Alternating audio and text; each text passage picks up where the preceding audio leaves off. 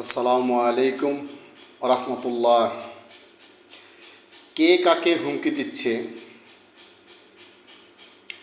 Iran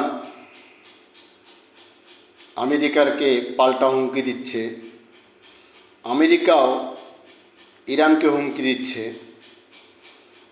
যে Hormuz প্রণালীতে বাধা দিলে তার ফ্রিডম প্রজেক্টে ইরানকে বিশ্বের বুক থেকে বিলীন করে দেওয়া হবে।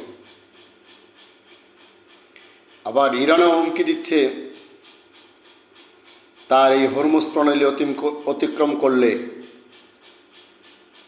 আমেরিকাকে শেষ করে দিবে। এখন সবাই ব্যস্ত হুমকি দেওয়ার। আমরা এখন দেখতেছি এই হুমকির পালা কতটুকু চলে।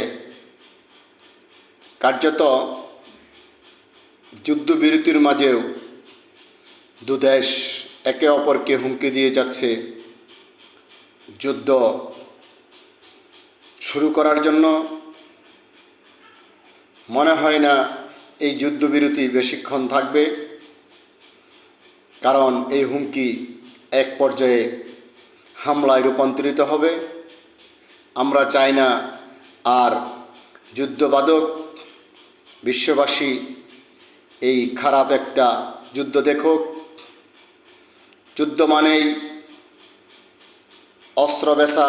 আমেরিকার অন্য দেশে যুদ্ধ লাগিয়ে যেমন অস্ত্র বিক্রি করে, তেমন নিজেরাও যুদ্ধে জড়ায়ে অস্ত্র বিক্রি করে। আমেরিকায় নিজেরাই গেঞ্জাম বাঁধায়, নিজেরাই যুদ্ধে জড়ায়, নিজেরাই অস্ত্র বিক্রি করে। আমরা চাই না এই হুমকি দামকি কারো বিরুদ্ধে চলুক। ইরানও একটি স্বাধীন দেশ, আমেরিকা একটি দেশ।